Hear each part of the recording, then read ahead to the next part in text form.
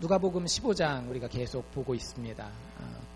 잃어버린 것 그리고 그것을 찾는 이야기가 계속 나와 있죠. 그래서 첫 번째 이야기가 뭐였죠? 잃어버린 양에 대한 이야기가 있었습니다. 그래서 저희가 3월 첫 주에 잃어버린 양 이야기를 했고요. 두 번째 이야기는 잃어버린 동전이었습니다. 이건 뭐 그냥 살짝 하고 넘어가서 드라크마라는 게 뭐 하루치 그 일당이다 뭐 이런 정도까지만 저희가 얘기를 하고 넘어갔고요. 그 다음에 이제 지난주부터 앞으로 4월 말까지 계속 보게 될 이야기가 잃어버린 아들에 대한 이야기예요. 여러분들 그 참 성경이 전 세계에서 뭐 영문권뿐만 아니라 전 세계에서 문학 작품으로도 상당히 사랑받고 있거든요. 보면 참 그런 장치들이 많이 돼 있어요. 문학가들이 예수 안 믿더라도 좋아할 만한. 잘 생각해 보세요.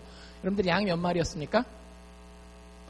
100마리 중에 한 마리였어요. 잃어버리면 아깝긴 하지만 티가 별로 안 난단 말이에요. 근데 동전의 비유로 가면 동전이 몇 개였을까요? 동전이 10개 있었어요. 그 중에 하나 잃어버리는 건 조금 티가 납니다. 마지막 세 번째 아들이 몇 명 있었어요? 아들 둘 있는데 그 중에 하나 잃어버리면 티가 많이 나겠죠.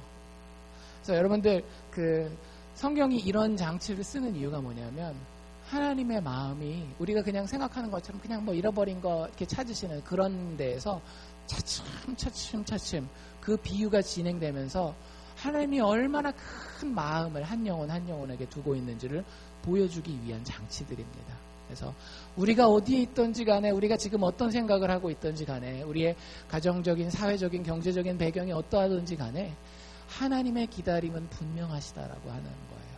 너무 귀하게 여겨서 자신의 반쪽을 잃어버린 것처럼 우리를 찾고 기다리신다라고 하는 이야기입니다.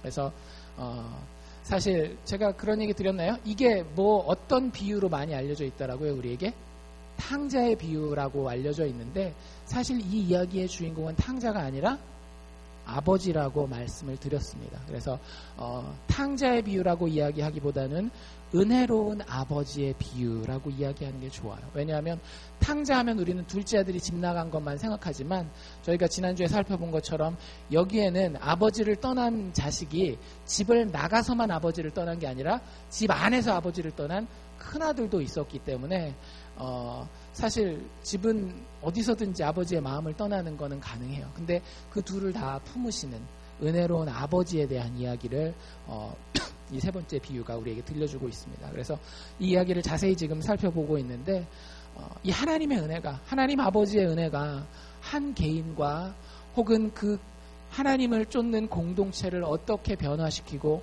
회복시키는지에 대해서 한 주 한 주 살펴보면서 여러분들 개인에게 여러분들 가정에게 그리고 교회 공동체에 적용해 볼 수 있으면 좋겠다라는 생각을 합니다. 우리가 인생을 살다 보면 내가 참 많이 망가졌다 이런 생각 해볼 때 있으시죠? 그렇죠?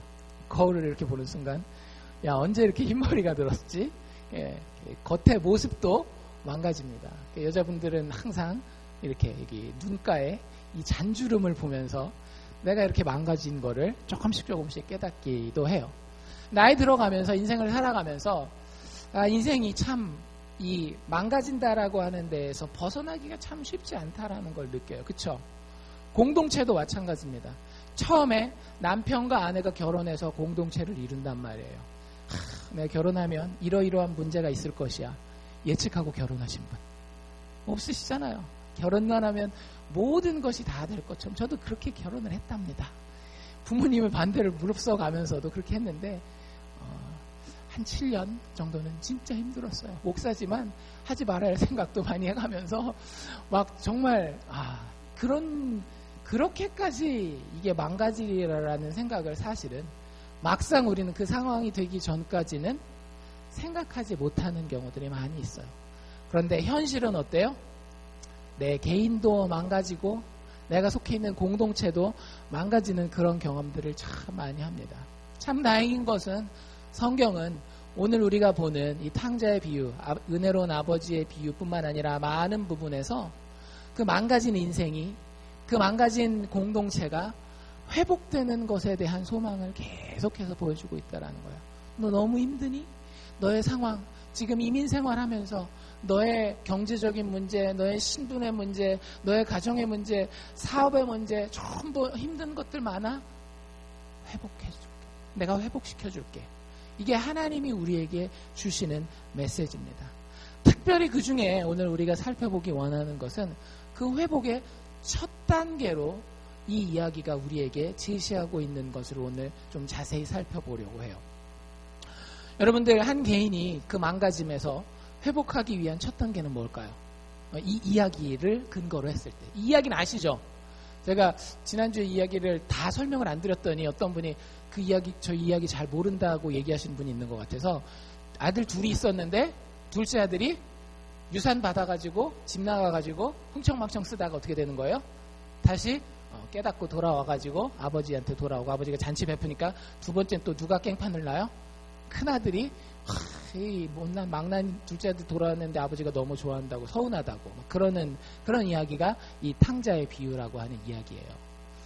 그런 이야기를 근거로 했을 때 여러분들 회복의 이야기가 여기 분명히 있잖아요. 작은 아들이 정말 다 망가졌다가 회복되는 이야기가 나오는데, 그 회복의 첫걸음이 무엇이었는지 혹시 이야기를 쭉 읽으면서 한번 발견해 보셨는지. 정답부터 말씀드리면, 한 개인이 망가졌을 때 혹은 한 공동체가 망가졌을 때에 그것이 회복되는 첫걸음은 회개입니다. 회개라는 단어가 본문에는 안 나와 있어요. 그런데 여러분들, 회개가 뭡니까? 성경에서 혹은 교회 다니면서 회개합니다. 우리도 예배 순서에도 회개 기도하는 시간도 있잖아요. 성경적인 의미에서 회개가 뭘까요? 회가 한자에서 무슨 뜻이에요? 돈다라는 얘기잖아요. 이렇게 도는 걸 얘기하는, 개는 개과천선, 고치는 걸 얘기를 하는 거예요. 그래서 고쳐서 바른 방향으로 돌아오는 것. 그러니까 회개에는 뭐가 전제되어 있는 겁니까? 일단 내가 어디로 가고 있는 거예요? 잘된 방향, 잘못된 방향? 잘못된 방향으로 가고 있는데 그걸 고쳐서 돌이키는 거. 영어에서는 return이라고 하는 단어가 상당히 회개 아주 좋은, repent라고 하는 단어도 있지만 return이라고 하는 단어. 가다가 다시 이렇게 거꾸로 돌아오는, 잘못된 방향이 있는데 그 방향이 잘못된 걸 알았기 때문에 바른 방향으로 다시 거꾸로 돌아오는 return이라고 하는 단어가 회개의 개념을 잘 보여주고 있어요.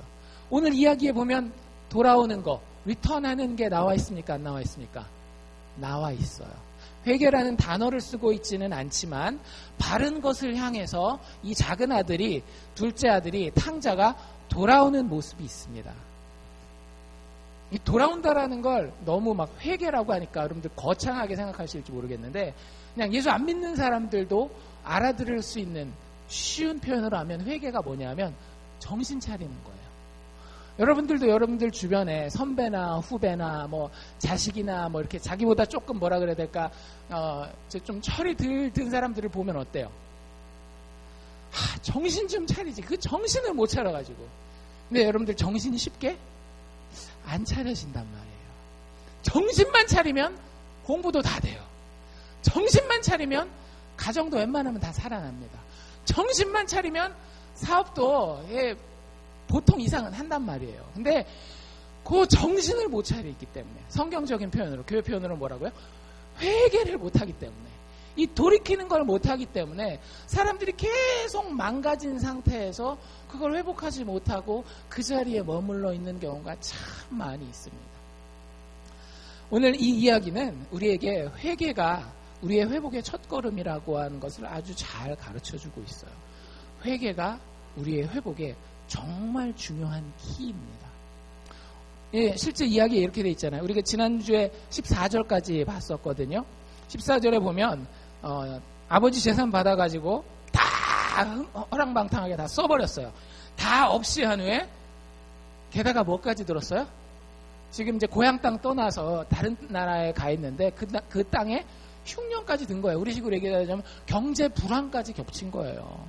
그러니까 와가지고 한국에서 돈 가지고 와서 LA라고 해봅시다. LA 가서 막 부어라, 마셔라, 먹는다, 죽자 막 이래가면서 흥청망청 살고 있는데 돈 다 썼는데 경기라도 좋으면 잡이라도 뛰고 할 텐데, 이게 경기가 또 불황이에요. 모기지 사태가 됐든지 뭐가 됐든지. 그래가지고 너무 힘들게 됐습니다. 그래서 비로소 궁핍해졌다라고 얘기를 해요.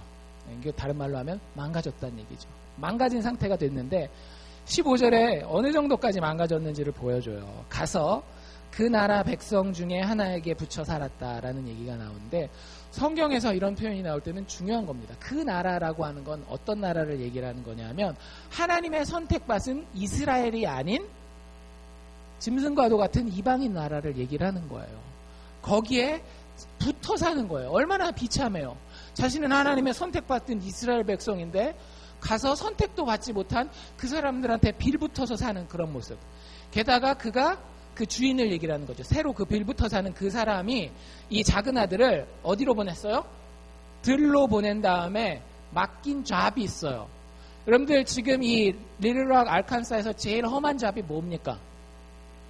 뭐 여러 가지 뭐 있죠. 뭐 제니터 이런 것도 좀 험한 잡이라고 얘기를 하고 뭐 등등등 뭐 여러 가지 잡이 있을 텐데 그 당시에 제일 특별히 이스라엘 사람들에게 험한 잡은 뭐였는가 하면 사실은 험한 잡이 아니라 이스라엘 사람이면 못하는 잡이에요. 할 수가 없어요. 그게 바로 뭐냐면 돼지 치는 거예요. 왜냐하면 이스라엘 백성들은 모세 율법에 보면 먹어도 되는 음식이 있고 먹지 말아야 되는 음식이 있거든요. 그 짐승들 고기 종류는 이렇게 나눕니다. 어떻게 나누는가 하면 그 굽이 갈라졌는지 안 갈라졌는지를 봐요. 그래서 굽이 갈라진 거는 하나님 앞에 거룩한 것, 굽이 안 갈라진 건 하나님 앞에 부정한 것. 그 다음에 또 그 짐승들이 음식을 먹을 때에 이게 어떻게 해요? 소들은 먹고 나서 되새김질을 하잖아요. 그래서 되새김질을 하는 그 짐승들은 그 정결한 짐승들 먹어도 되는 거, 되새김질을 하지 않는 것은 부정하고 먹으면 안 되는 그런 짐승들이에요. 돼지는 둘 다 걸리거든요. 돼지는 굽이 안 갈라져 있어요. 그리고 되새김질을 안 해요. 뭐 이걸 가지고 뭐 의학적으로 그래서 돼지는 소화도 안 되고 그래서 하나님의 백성을 사랑해서 뭐 그런 균도 많고 해서 안 먹겠다 뭐 이런 얘기도 하시는 분들도 있는데 그건 좀 너무 많이 간 것 같고 하나님이 그냥 짐승들을 구별하셔서 하나님의 뜻을 따르도록 하신 거예요. 그 당시엔 예수님이 아직 오시지 않은 거기 때문에 지금은 돼지고기 먹어도 아무 상관없습니다. 어쨌든 근데 그 돼지는 이스라엘 백성들이 그 당시에 먹지도 않고 만지지도 않고 그 취급도 안 하던 그런 짐승인데 거기 가서 돼지 치는 일을 해야 돼요. 근데 그 정도가 아니죠. 뒤에 보면 16절에 저가 돼지가 먹는 음식이 있어요. 여기 쥐엄열매라고 하는데 조그만 콩종류라고 생각하면 돼요. 사람이 먹는 게 아니라 짐승이 먹는 그런 콩종류인데 쥐엄열매로 배를 채우고자 해요. 돼지들한테 사료는 가는데 불황이니까 이 사람한테 밥을 제대로 안 줬던 것 같아요. 그러니까 그거라도 먹으려고 그 쥐엄열매라도 먹으려고 하는데 그것마저도 어떻대요? 그 쥐엄열매마저도 주는 자가 없더라. 그러니까 바닥을 친 거예요. 인생이 망가져도 이렇게 망가질 수가 없을 정도로 바닥을 친 겁니다. 근데 이 인생의 반전이 다가와요. 아버지 앞으로 회복이 되고 자신이 아버지의 모든 특권을 다시 누리게 되는 그 이야기가 이 작은 아들의 이야기거든요. 그 첫 번째 걸음이 무엇이었느냐라고 하는 거죠. 17절에 첫 번째 나오는 표현입니다. 뭐라고 돼 있어요? 이에 스스로 돌이켜. 이게 한국말이기 때문에 조금 뉘앙스가 잘 안 전달돼요. 이게 스스로 돌이켜 하면 자기 의지를 가지고 자기 스스로 딱 생각해보고 판단해가지고 딱 깨우쳤다 이게 아니라 지금까지는 제정신이었다라는 거예요? 제정신이 아니었다라는 거예요? 지금까지는 자기가 뭘 하는지를 모르는 거예요. 젊을 때 그렇잖아요. 젊을 때 막 여기 가서 놀고 저기 가서 놀고 이 사람 만나고 저 사람 만나고 여기 돈 쓰고 저기 돈 쓰고 할 때 그게 제정신으로 보여요? 어른들이 봤을 때? 제정신이 아니란 말이에요. 여기서 스스로 돌이켰다라고 하는 건 자기 혼자 막 힘썼다라는 게 아니라 스스로가 아니었어요. 자기가 자기 자신, 나도 내 자신이 아니었는데 이제서야 어떻게 했다라는 거예요? 제정신 차려서 스스로 제정신 상태로 돌아왔다라는 얘기입니다. 이걸 뭐라 그런다고요? 회개라고 얘기합니다. 여러분들 모든 인생이 그래요. 심지어는 예수 믿지 않는 사람의 인생까지도 그 인생이 망가진 데서 회복되는 데는요. 이 회개라고 하는 단계가 반드시 필요합니다. 제정신 차리는 자기 스스로 정말 하나님이 사람을 짐승으로 만들어 놓지 않았어요. 생각하도록 만들었고 느끼도록 만들어 놓고 지혜롭게 판단하도록 만들어 놨거든요. 근데 그게 아니라 짐승처럼 막 살아가서 자기 스스로를 공동체를 망가뜨리는데 그게 아니라 정말로 하나님이 하나님의 형상대로 만들어 놓은 그 인간 그 스스로의 모습으로 돌이키는 이 단계가 없으면은요.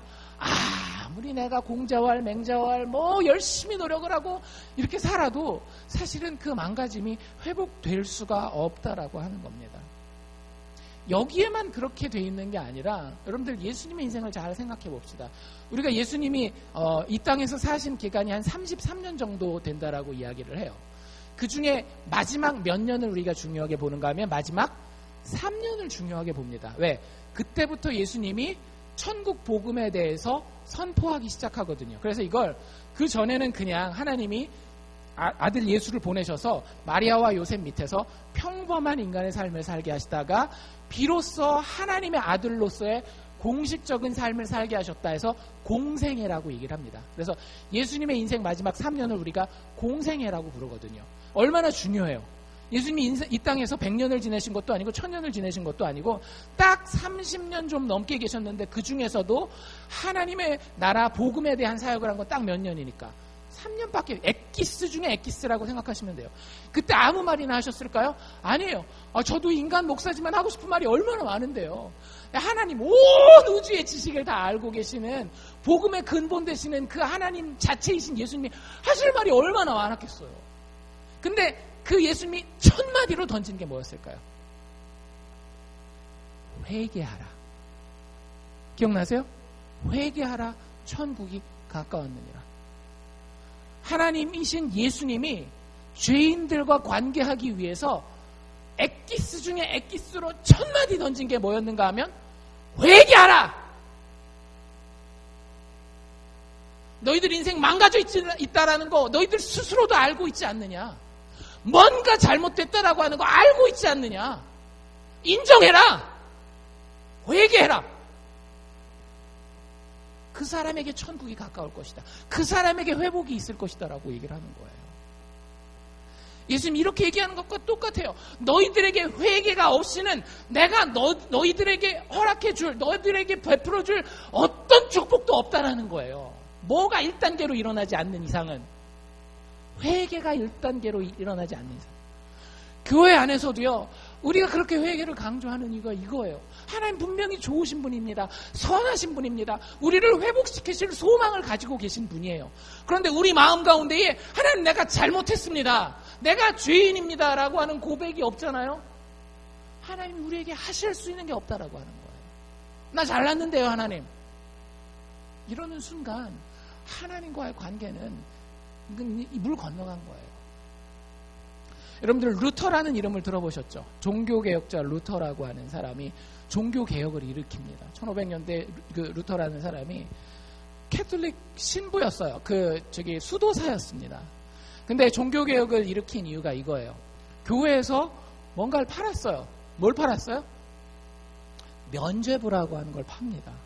사람이 아무리 열심히 일해도 하나님 앞에 죄 짓는 게 있기 때문에 그거 어떻게 해결해야 되지 않겠느냐. 너뿐만 아니라 너네 부모들, 심지어는 네 미래에 태어날 자식들까지도 그 죄의 문제를 해결해 주겠다라는 거예요. 그래서 뭘 팔았는가 하면 조그만 종이 쪽지, 죄가 해결되었음, 교황 도장 꽝 찍어가지고 파는 면죄부라고 하는 걸 팔았어요. 아주 비싸게 팔았습니다. 그게 인간이 구원받는 방법이 아니라는 걸 루터가 너무 절실하게 깨달은 거예요. 한 인생이 하나님 앞에서 회복되는 데에는 아무리 돈을 갖다 바쳐도 아무리 열심히 노력해도 안 된다라는 거예요. 그래서 비텐베르크라고 하는 그 도시에 성당에 그 면죄부를 팔러 교황청에서 파견된 그 사람들이 와가지고 딱 도착하는 그날 그 문 앞에다가 뭘 붙였는가 하면 95개조 반박문이라고 하는 거를 교회 문 앞에다가 딱 붙인 거예요. 그러니까 95개 왜 면죄부를 팔면 안 되는지, 뭐가 정말로 하나님 앞에 구원받는 길인지, 뭐가 죄인이 하나님 앞에서 회복되는 길인지를 95가지 이유를 쫙 쓴 겁니다. 상당히 중요한 것들을 썼겠죠. 근데 그 중에 첫 번째 제1항이 뭐였는지 여러분들 잘 들어보십시오. 우리 주 예수 그리스도께서 회개하라 라고 말씀하셨을 때 주님은 믿는 사람의 인생 전체가 회개의 인생이 되는 것을 의미하셨다라고 이야기를 합니다. 여러분들 당대에 그리고 지금까지도 역사상에 가장 뛰어난 신학자라고 알려진 사람이 루터라고 하는 사람이에요. 근데 그 루터가 예수님의 회개하라라고 하는 메시지를 어떻게 이해했는가 하면 하나님이 우리에게 회개하라고 했을 때는 여러분들 가다가 뭐 잘못한 게 있어요. 이거 잘못한 것 때문에 하나님 나를 혼내면 어떡하지? 그거 잠깐 그걸 피하기 위해서 하나님 잘못했어요. 이게 회개하라라는 의미가 아니라 하나님 앞에서 내가 본질적으로 망가질 수밖에 없는 존재이고 내가 하나님이 구원한 이후에도 여전히 부족한 육체를 가지고 있기 때문에 유혹받고 실수하고 넘어지는데 그때마다 하나님 앞에 나와서 뭐라고 얘기하는 거예요? 하나님 회개합니다. 용서하여 주시고 회복하여 주시옵소서라고 이야기하는 것이 예수 믿는 사람의 인생 전체라고 하는 거예요. 교회 의인이 너무 많으면 그 교회는 잘못된 겁니다. 교회는 회개하는 사람들이 많아야 돼요. 뭐 그렇다고 막 맨날 눈물 질질 짜고 나는 맨날 잘못했어 이런 얘기를 하라는 게 아니라 하나님 앞에 자신감이 있어요. 하나님이 은혜로 나를 구원한다라는 자신감이 있습니다. 하지만 나 스스로에 대해서 아주 철저한 거예요. 어떻게? 내가 하나님 앞에서 사람들 앞에서 언제든지 넘어질 수 있는 존재라고 하는 거예요. 하나님 그걸 이뻐하시는 거예요. 하나님 그걸 이뻐하시는 거예요. 사람들 앞에서 내가 교회도 다니고 하니까 이만큼 잘났어 이만큼 의로워하는 이걸 하나님이 이뻐하시는 것이 아니라 하나님 앞에서 하나님의 사람들 앞에서 내가 실수했습니다. 내가 잘못했습니다. 라고 진심으로 이야기할 수 있는 이 회개의 사람을 하나님은 이뻐하시는 겁니다. 우리가 부족한 자로서 내가 원하는 것을 다 이룰 수 없는 무능력자로서 하나님 앞에 죄인으로서 인생을 살아갈 때에 내 인생이 회복될 수 있는 유일한 열쇠는 바로 회개라고 하는 것이에요. 그렇기 때문에 루터가 우리 인생 전체가 회개가 되어야 한다.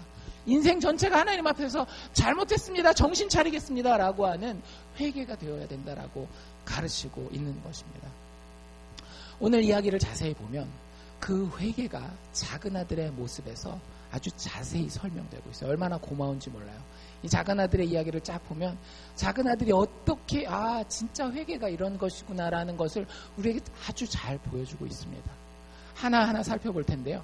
그 전에 여러분들 고린도 후서에 있는 말씀을 제가 하나 소개를 해드리려고 해요. 여러분들 회개에는 사실은 회개에는 두 가지 종류 회개가 있습니다. 하나는 사람을 죽이는 회개고요. 하나는 사람을 살리는 회개예요. 회개라고 다 사람을 살리는 게 아니라 어떤 회개는 사람을 살리지만 어떤 회개는 사람을 죽여요.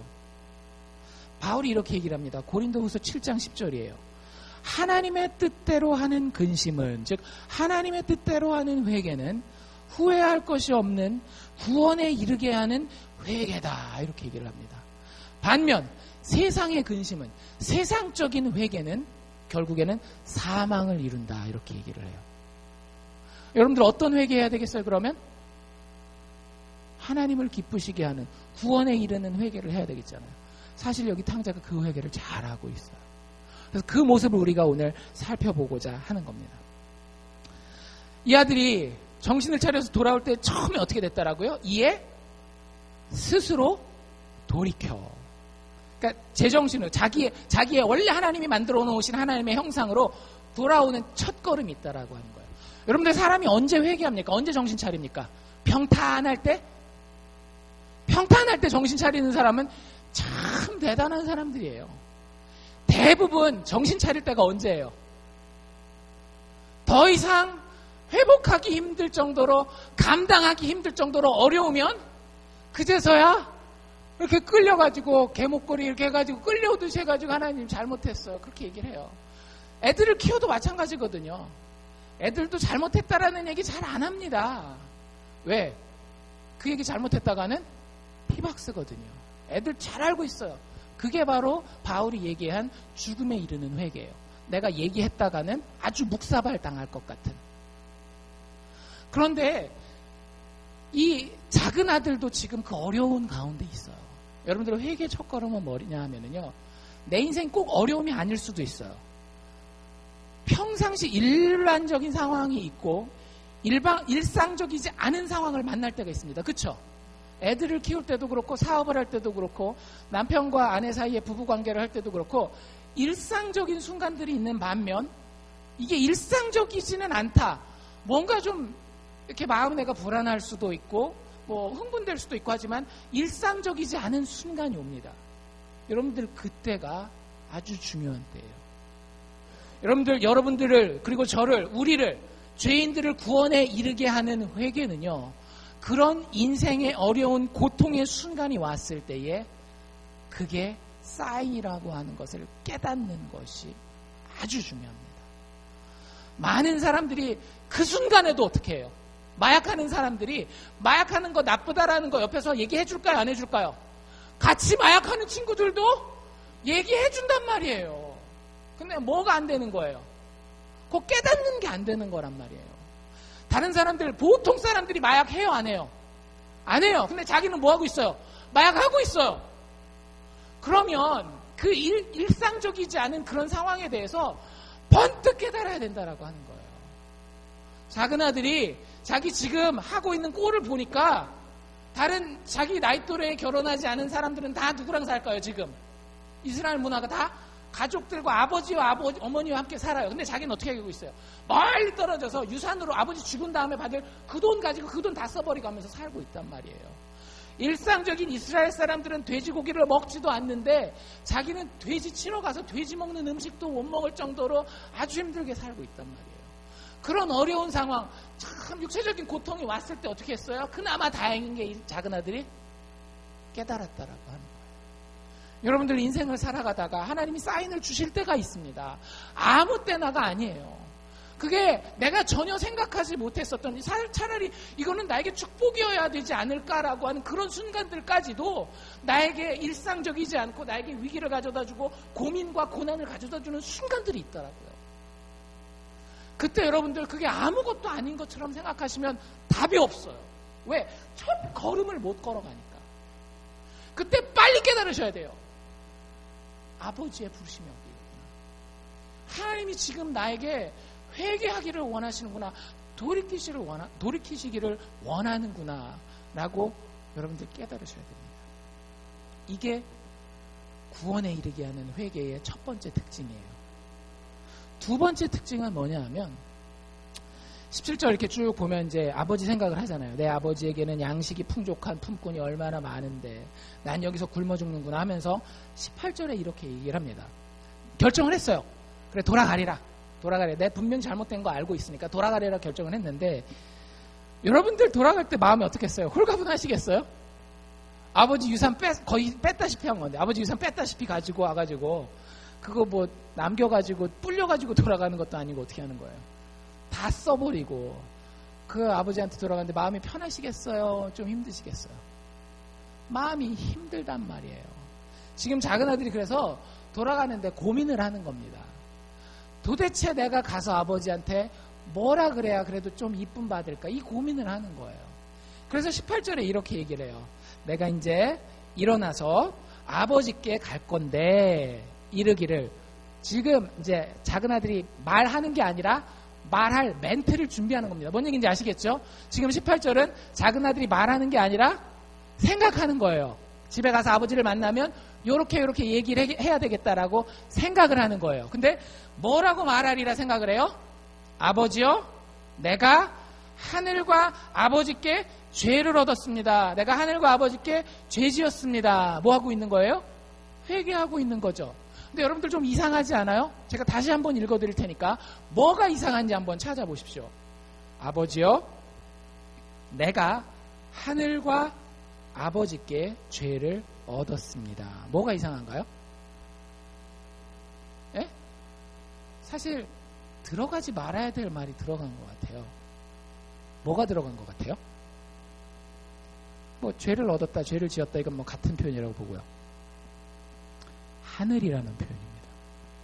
마태복음에서 하늘은 누구를 가리키는가 하면 하나님을 가리키는 말이에요. 왜냐하면 제가 마태복음 큐티에서는 설명해드렸지만 마태복음은 유태인들이 대상이었습니다. 유태인은 하나님에 대해서 지극한 존경심을 표현하는 사람들이기 때문에 하나님이라는 표현도 잘 하지 않아요. 그냥 하나님을 표현할 때는 하나님이 계시는 하늘. 그래서 하늘나라가 사실은 마태복음에 나오는 표현이거든요. The Kingdom of Heaven이라고 하는 표현이 마태복음에 주로 나오는 표현이에요. 그게 결국엔 무슨 뜻이에요?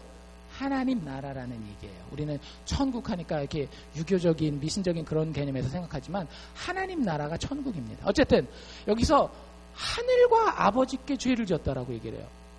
다시 리안드 돌려가지고 가봅시다. 여러분들 지금 작은 아들이 뭐 했어요? 자기 아버지를 찾아가서 아버지 죽은 다음에 물려줄 유산 지금 나에게 주십시오 했어요. 누구의 마음을 아프게 한 거예요? 아버지의 마음을 아프게 한 거예요. 그리고 그거 가서 다 써버렸어요. 누구의 재산을 다 날려버린 거예요? 아버지의 재산을 다 날려버린 거예요. 그럼 상식적으로 아버지한테 돌아와서 해야 될 멘트는 이거예요. 뭐냐면 아버지요, 내가 아버지께 죄를 지었습니다. 이거 아니에요? 그쵸? 근데 뭐라고 얘기하고 있다고요? 하늘과 아버지께. 순서도 원래 중요한 게 앞에 나오거든요.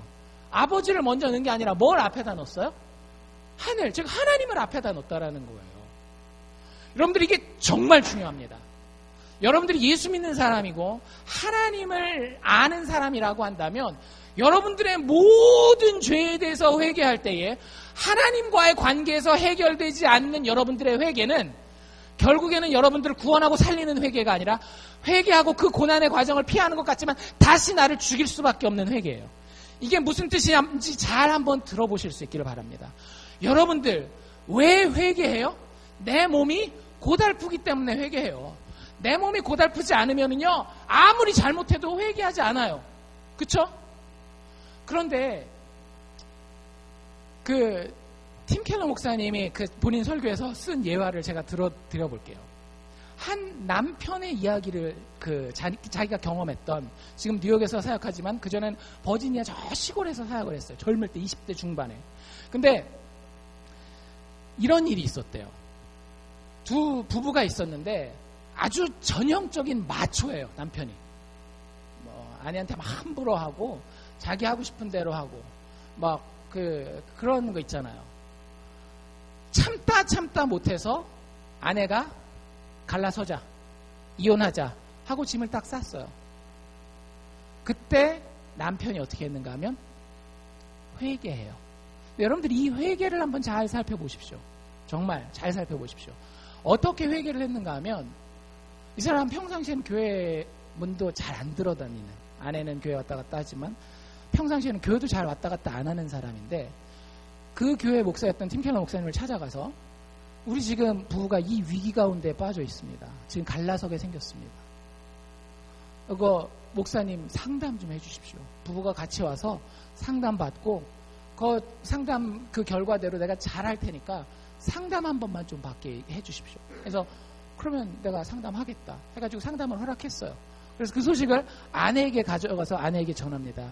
목사님한테 우리 상담 한 번만 받아보고 그래도 갈라서야 되겠으면 그때 갈라서라 얘기를 해요.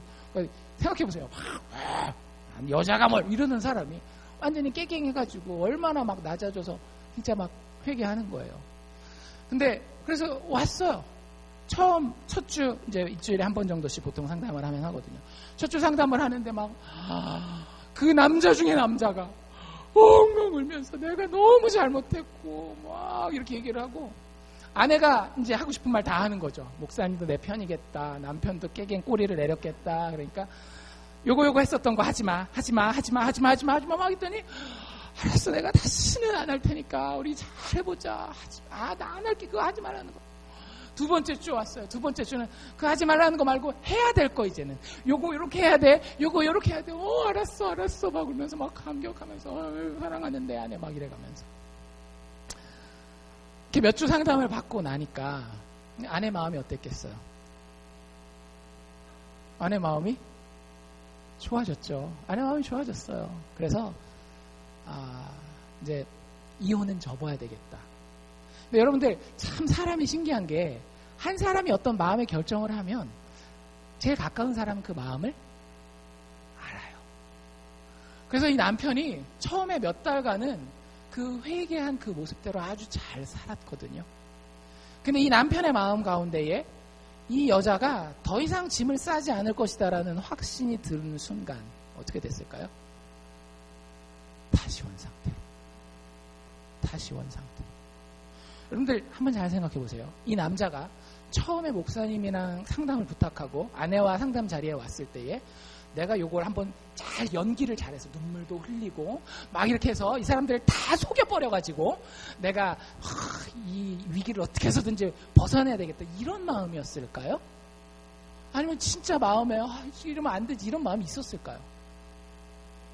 분명히 이 남자도 양심 있는 사람이라면 내가 이렇게까지 해서 아내를 속이고 목사를 속이고 이런 마음이 아니라 그래 이게 너무 힘들다 아내랑 헤어져가지고 이거 어떻게 살겠나 이거 어떻게 해서든지 해결을 해봐야지 이런 진솔한 마음 아니었겠어요?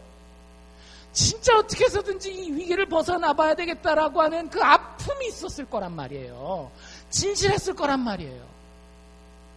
그런데 여러분들 그 아픔에만 집중했어요. 여보 내가 당신한테 너무너무 잘못했어. 당신이 떠나면 내가 너무 아플 것 같아. 이 아픔과 그 사람에게만 집중했어요. 여러분들 회개하긴 했지만 사실은 그거 누구를 제일 생각하는 거였어요. 자기가 지금 당하고 있는 그 아픔을 피하고자 하는 극도의 이기주의였던 거예요. 무슨 얘기인지 여러분들 이해가 되세요? 내가 회개하고 잘못했다라고 이야기하고 마음의 다짐까지 하는데 거기에 인간과 환경만 다 껴있잖아요. 그럼 결국에는 그건 누구를 만족시키기 위한 술수일 수밖에 없는가 하면 자기 스스로를 만족시키기 위한 술수일 수밖에 없는 거예요. 그래서 성경이 회개에 대해서 이야기할 때에 그 회개의 맨 앞부분에 누구를 두는가 하면 하나님을 두는 거예요. 하나님이 온 세상과 우주를 만들어 놨을 때에 인간들을 짐승과는 다르게 사랑하도록 만들었어요. 생각하도록 만들었어요. 다른 사람들에게 헌신하도록 하나님의 삼위일체의 모습을 담도록 만들었단 말이에요. 그런데 내가 인생을 살다 보니까 내 아버지를 이렇게 아프게 했어요. 내 가족을 이렇게 힘들게 했단 말이에요. 그래서 그 하나님을 생각할 때에 그 하나님이 만들어 놓은 그 모든 법칙의 아름다움을 생각할 때에 내가 하나님의 법칙을 깨뜨린 것이 아니라 하나님의 마음을 깨뜨렸구나라는 그 생각이 드는 거예요. 여러분들 이해가 되세요? 율법주의자들은 회개할 때에 내가 하나님의 규칙을 깨뜨렸기 때문에 벌 받을까봐 무서워서 회개해요. 그런데 하나님의 자녀된 복음의 사람들은 하나님의 아름다우심과 하나님의 선하심과 십자가에서 자기 자신을 버리시면서까지 우리를 사랑하신 그 하나님의 아버지의 사랑과 은혜의 아름다움을 보고 어떻게 내가 이분한테 이럴 수 있을까? 내가 어떻게 이분의 마음을 이렇게 깨뜨릴 수 있을까라고 하는 그 안타까움을 가지고 하나님 앞에 나와서 온 마음을 들여 하나님 내가 다시는 안 그럴게요. 여러분들 그럴 때의 인간관계도 사는 겁니다. 그럴 때에 한 개인이 그 망가짐에서 회복될 수 있는 거예요. 그러한 공동체가 되어질 때에 그 공동체가 정말로 서로 품고 사랑할 수 있는 공동체가 되는 겁니다. 다들 가면 쓰고 난 뭐야 잘못한 거 하나도 없어. 저 사람이 잘못했지. 네가 잘못했잖아. 난 잘못한 거 있는 것 같지만 그래도 가면 딱 쓰고 네가 한 거에 비하면 난 아무것도 안 한 거야. 19절에 보면 우리를 구원하는 우리를 살리는 회개의 마지막 특징이 나오는데 이렇게 이야기를 합니다. 지금부터는 아버지의 아들이라 일컬음을 감당치 못하겠나이다. 누구를 비난하지도 않고요. 누구에게 핑계를 돌리지도 않아요. 이게 진짜 회개입니다. 만약에 여기서 작은 아들이 아버지 내가 잘못했어요. 근데 제가 혈기왕성한 10대 후반 20대 초반이었잖아요. 라고 얘기하는 순간 그건 회개가 아니에요. 무슨 얘기인지 아시겠어요? 아버지 내가 잘못했어요. 너무 잘못하긴 했는데 저 주변에 저 친구들이 그렇게 꼬드겼었어요. 이 말이 나오는 순간 비난과 핑계가 내 입에서 나오는 순간 내 마음에서 나오는 순간 그건 참된 회개가 아니에요. 나를 살리는 회개가 아니에요. 살기 위해서 사실은 핑계대는 거거든요. 사람이 사실은 살기 위해서 비난의 화살을 나한테도 있을지 모르지만 더 큰 저 사람에게 돌리는 거거든요. 근데 그 회개는요 사람을 살리지를 못해요. 구원하는 회개가 될 수 없다라고 얘기를 하는 겁니다. 작은 아들은요, 위기의 때가 왔을 때에 얼른 깨달았어요. 그리고 아버지에게 나아가서 아버지뿐만 아니라 그보다 먼저 하나님 앞에 내가 죄인이라는 사실을 깨닫습니다.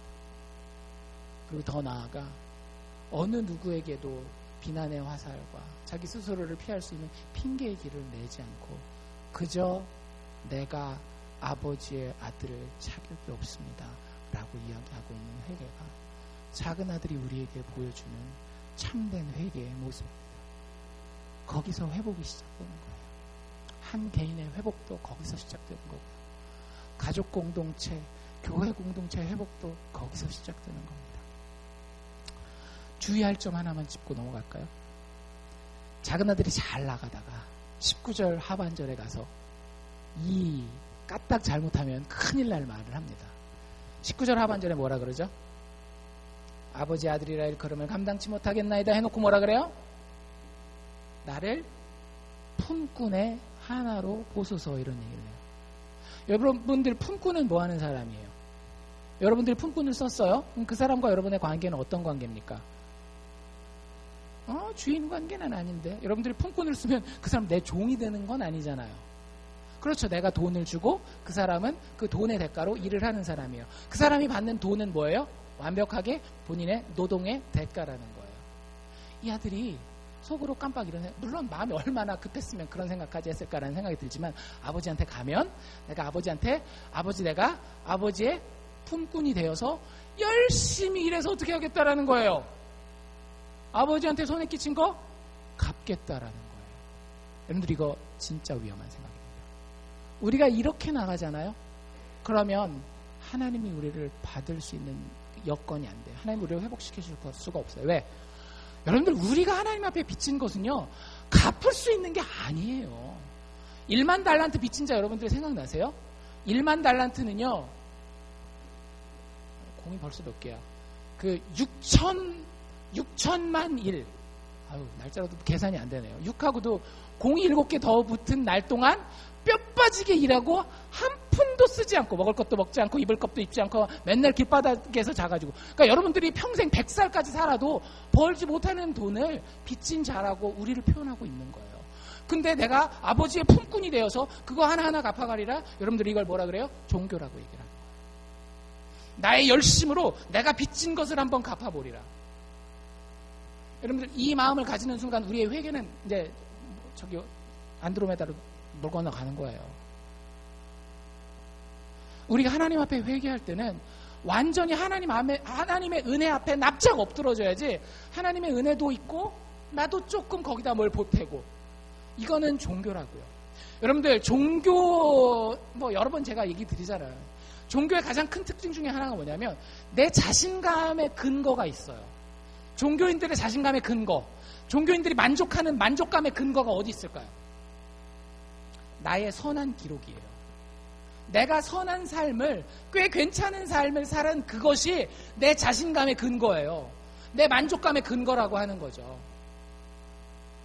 왜 내가 이랬으니까 품삯으로 주세요. 이게 그 사람의 인생의 자신감의 근거가 되는 겁니다. 여러분들 그 자신감 가지고 살아가십니까? 제가 장담합니다. 분명히 어느 순간 무너집니다. 제가 못돼서가 아니라 인생이 그래요. 인생이 그래요. 그게 사업의 문제가 됐건 자식의 문제가 됐건 건강의 문제가 됐건 반드시 내가 갚아서 그 대가를 받으리라라고 하는 것은 그 자신감과 그 만족감은 반드시 망가지고 깨지게 되어 있습니다. 종교인에게 그렇기 때문에 회개라고 하는 건 뭐예요? 나 잘못했어라고 얘기하는 건 재앙에 가까운 거예요. 왜?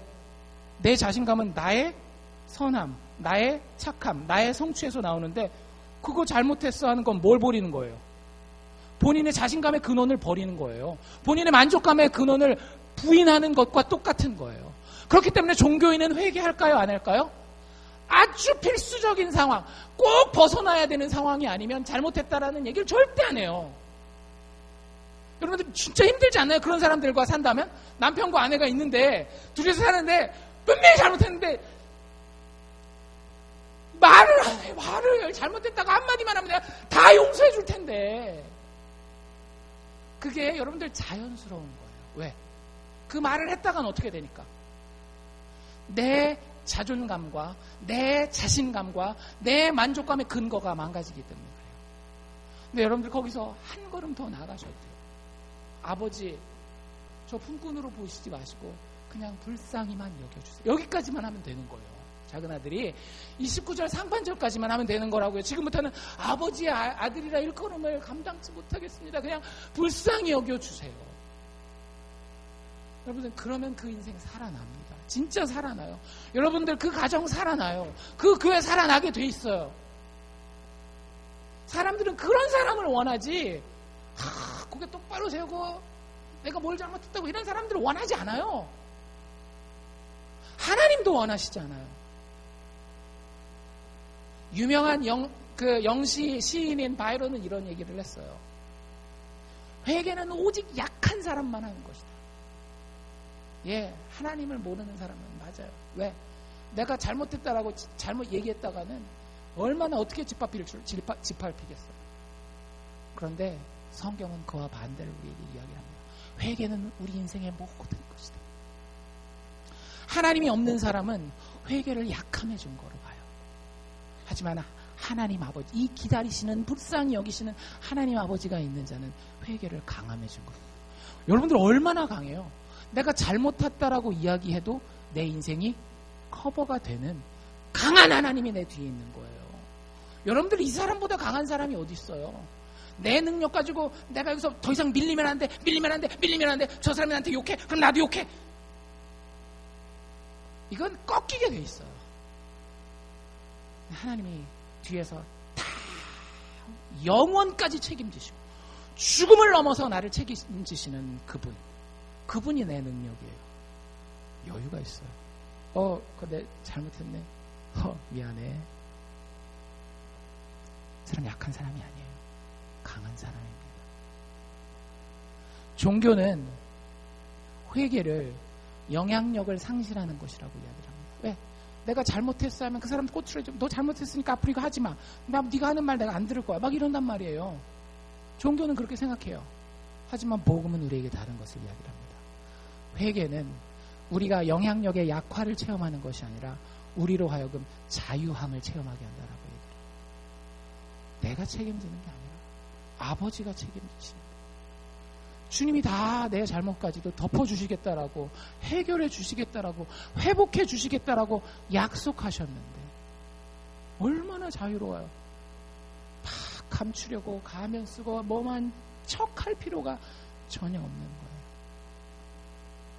하나님의 뜻대로 하는 근심은 후회할 것이 없는 구원에 이르게 하는 회개를 이루는 것이요, 세상 근심은 사망을 이루는 것이라. 마지막 20절 말씀에 보면 이런 구절이 기록되어 있습니다. 이에 일어나서 드디어 이제 작은 아들이 액션을 시작해요. 이에 일어났어요. 그래서 아버지께로 돌아갑니다. 근데 이 장면을 참 멋있게 묘사하고 있어요. 뭐라고 그랬어요? 아직도 상거가 먼데, 이게 한자를 쓰니까 참 힘들어요. 상은 서로 상이고 거는 거리할 때 거리예요. 그러니까 서로 거리가 아주 먼데 아버지가 먼저 왔어요? 아들이 먼저 왔어요? 얘는 고개도 못 들고 막 이러고 가고 있는데 점 하나 보이는 것만 보고도 아버지는 아들인 줄 안 거예요. 오, 작은 아들! 하면서 막 뛰어가는 거예요. 여러분들, 이게 고대 근동 문화입니다. 고대 근동의 성인 남자는 뛴다 안 뛴다? 양반은 비가 와도 걸어가야죠. 그걸 누가 뛰어가요? 우리나라 문화랑 똑같은 문화거든요. 근데 자기 체면이 문제가 돼요, 안 돼요? 안 돼요. 누가 나타났으니까? 내 사랑하는 아들이 나타났으니까. 여러분들, 하나님은 그렇게 우리를 사랑하세요. 내 사랑하는 딸 아들 여기 와 있구나. 이거 바라보고 딱 돌이키면 요것만 기다리고 계시는 거예요. 요것만 기다리고 계시는 거예요. 잘못했어요, 아버지. 이거 한마디만 기다리고 있는 거예요. 상고가 먼데 아버지가 저를 보고 측은히 여기서 불쌍히 여겨서 막 달려가서 목을 안고 입을 맞췄다라고 얘기를 하는 거예요. 그 영어 표현을 보면 아주 재밌어요. 자기 온 몸을 아들한테 확 던지는 거예요. 오, 우리 아들 해가면서. 여러분들, 지금 누가 하는 얘기죠? 예수님이 하는 얘기예요. 그쵸? 예수님이 이 이야기를 들려주고 있단 말이에요. 이 비유를 들려주고 있단 말이에요. 예수님이 이 이야기를 했을 때 아마 예수님 이런 생각해 보시지 않으셨을까요? 자기도 누군가에게는 아들이에요. 누구의 아들이에요? 하늘에 계신 성부 하나님의 아들이란 말이에요. 예수님은 죄가 없기 때문에 고난을 당할 필요가 없어요. 하지만 예수님은 알고 계셨어요. 뭘 알고 계셨어요? 우리들의 죄 때문에 자기가 고난당하여서 자기 인생이 완전히 망가지리라고 하는 걸 알고 있었어요. 여러분들 인생이 망가지면 어떻게 하실래요? 누구에게 달려가시고 누구한테 돌아가실래요? 부모님한테 돌아가야죠. 아버지 잘못했어요. 다시 받아주세요. 부모가 없으면 참 그것도 안타까운 일이긴 하지만 부모님 살아 계시면 그거 돌아가야 되지 않겠어요? 예수님 그때를 생각했던 거예요. 십자가에서 모든 사람이 조롱하고 침뱉고 십자가에 자기를 못 박고 창으로 찌르고 하는 그 순간에 누구를 찾아가기 원하셨겠어요? 하나님 아버지 찾아가기를 원하셨어요. 그래서 십자가에서 자기가 그렇게 죽을 거라는 걸 알고 있었어요. 아버지 찾아가고 싶어서 아버지를 부르잖아요. 아버지! 일로이, 일로이. 나의 하나님, 나의 하나님! 그럼 아버지가 어떻게 해요? 오셔서 안고 입 맞춰야 하잖아요. 근데 십자가에서 있었던 일은 무엇입니까?